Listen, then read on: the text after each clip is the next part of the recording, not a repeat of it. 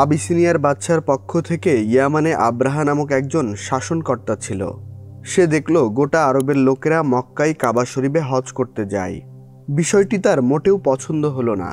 তার ইচ্ছা হলো মক্কার পরিবর্তে সবাই আমাদের দেশে আসুক। এই লক্ষ্য বাস্তবায়নের জন্য সে ভাবল, কাবা গৃহের অনুকরণে আমাদের এখানে একটি উচ্চ মর্যাদাসম্পন্ন গির্জা নির্মাণ করবে। তাতে বিনোদন ও চিত্তকর্ষের সব ধরনের উপায় উপকরণ থাকবে। তা হবে সর্বোচ্চ জাঁকজমকপূর্ণ। তাহলে মানুষ মক্কার সাদাসিধে সেই কাবা বর্জন করে মূল্যবান পাথরে সজ্জিত এই কাবার দিকে ছুটে আসবে। এতে মক্কার হজ পর্বও বন্ধ হয়ে যাবে। সে এই উদ্দেশ্যে ইয়ামানের রাজধানী সানআয় একটি কৃত্রিম কাবার ভিত্তি স্থাপন করে। সেখানে সে মন খুলে টাকা পয়সা ব্যয় করে, কিন্তু এত কিছুর পরও মানুষ সেদিকে আকৃষ্ট হয়নি। বিশেষ করে কুরাইশ গোত্রের লোকেরা যখন আব্রাহার এই কৃত্রিম কাবা সম্পর্কে জানতে পারল, চরম উত্তেজিত হয়ে উঠল। একজন তো ঘৃণা ভরে উক্ত কাবায় গিয়ে মলত্যাগ করে। কারো কারো মতে আরবের একজন লোক আগুন জ্বালিয়েছিল।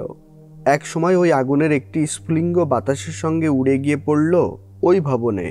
আব্রাহা এতে ক্ষুব্ধ হয়ে কাবা শরীফকে ধূলিসাৎ করার শপথ করে। শপথ অনুযায়ী বিপুল সংখ্যক হাতি সম্বলিত সৈন্যদল নিয়ে বাস্তবেই সে কাবা শরীফ ধ্বংস করার উদ্দেশ্যে বের হয়।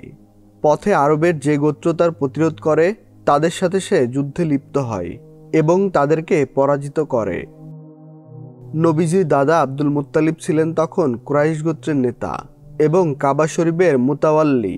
তিনি এ সংবাদ জানতে পেরে বললেন, লোক সকল, তোমরা নিজেদেরকে রক্ষা করার ব্যবস্থা করো। কাবার মালিকই কাবাকে রক্ষা করবেন।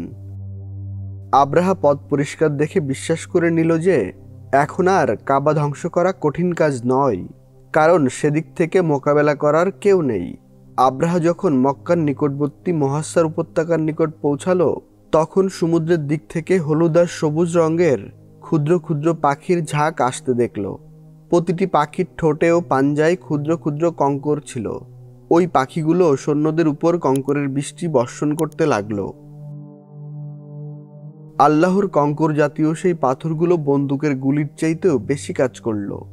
যারই গায়ে লাগতো একদিক থেকে প্রবেশ করে অপর দিক দিয়ে বের হতো। শরীরে এক আশ্চর্য ধরনের বিষাক্ত উপাদান রেখে যেত। তাতে অনেক সৈন্য ঘটনাস্থলেই প্রাণ হারায়, আর যারা পলায়ন করে তারা মহা কষ্ট ভোগ করে মৃত্যুর মুখে পতিত হয়। এই ঘটনায় বিশেষ করে গায়েবী ইঙ্গিত হলো, আল্লাহ তাআলা যেমন অলৌকিকভাবে তার ঘরের হেফাজত করেছেন, সে ঘরের সবচেয়ে পবিত্র মুআত্তালি এবং সবচেয়ে বড় পয়গম্বরের হেফাজতও তিনি ঠিক সেভাবেই করবেন।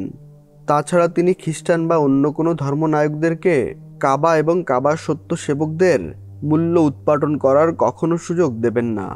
পবিত্র কুরআনের সূরা ফিলে এই ঘটনার উল্লেখ করা হয়েছে।